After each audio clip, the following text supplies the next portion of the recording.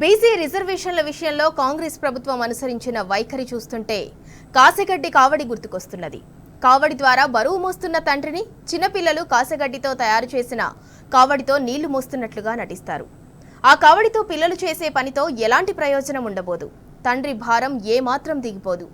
BC రిజర్వేషన్ల విషయంలో కాంగ్రెస్ సర్కార్ తీరు కూడా అలాగే ఉన్నదని బీసీ మేధావులు ఎద్దేవా చేస్తున్నారు.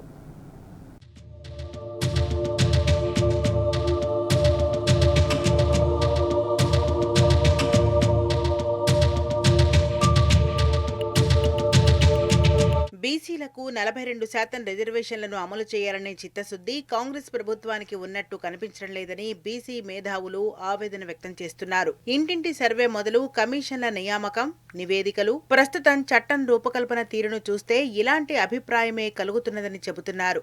సుప్రీంకోర్టు మార్గదర్శకాలకు కాంగ్రెస్ ప్రభుత్వం అడుగడుగునా పాతరేసిందని, అనేక న్యాయపరమైన సవాళ్లు ఎదురవడమే కాకుండా తుదకు చట్టమే చెల్లుబాటు కాని దుస్థితి ఏర్పడుతుందని ఆందోళన వ్యక్తం చేస్తున్నారు.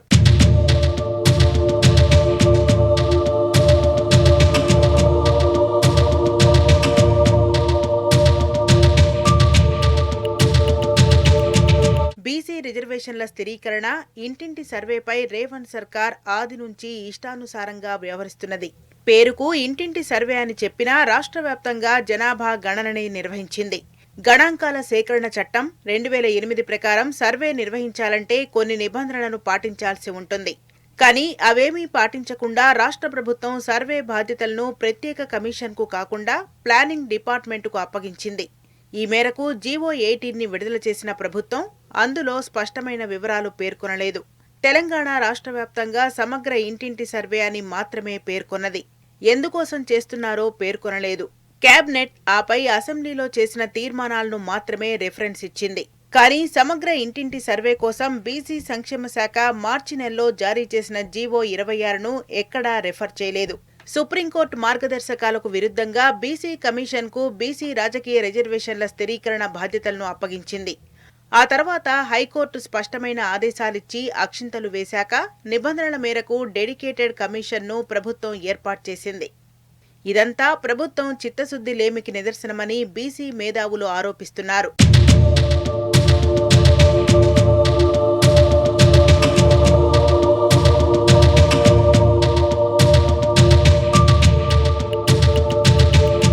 ఖచ్చితమైన లెక్కలు తీయాలంటే తులనాత్మక అధ్యయనం చేయాలి. అప్పటికే అందుబాటులో ఉన్న గణాంకాలు, కుటుంబాల సమాచారాన్ని క్షేత్రస్థాయిలో క్రాస్ చేసుకుంటూ వాస్తవమేనని నిర్ధారించుకుంటూ అదే సమయంలో కొత్త కుటుంబ సభ్యుల వివరాలను నమోదు చేయాలి. అప్పుడే ఆ డాటాకు ఖచ్చితత్వంతో పాటు ప్రామాణికత ఉంటుంది. కానీ రాష్ట్ర ప్రభుత్వం ఇంటింటి సర్వేను అందుకు విరుద్ధంగా నిర్వహించింది. ఎన్యూమరేటర్లకు జనాభా సమాచారాన్ని, సర్వే చేపట్టాల్సిన ఇళ్ల వివరాలను అందజేయలేదు. సర్వే పత్రాలను మాత్రమే ఇచ్చింది. ఎన్యూమరేటర్లే ఇంటింటికి వెళ్లి ఆయా కుటుంబ సభ్యులు చెప్పిన కులం, వృత్తి, ఆస్తులు, ఆదాయ వివరాలను నమోదు చేసుకున్నారు. ఆ వివరాలు సరైనవా కాదా అనేది క్షేత్రస్థాయిలోనే కాదు, పై స్థాయిలోనూ తెలుసుకున్న దాఖలాల్లేవు.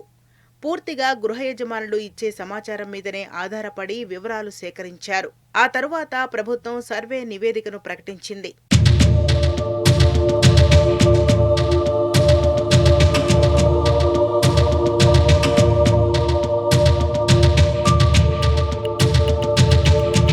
రాష్ట్రంలో మొత్తం జనాభా 3.7 కోట్ల మంది కాగా వారిలో 16 లక్షల మంది అంటే 3.1% సర్వేలో పాల్గొనలేదని, మిగతా 3.54 కోట్ల మంది వివరాలను సేకరించినట్టు నివేదించింది.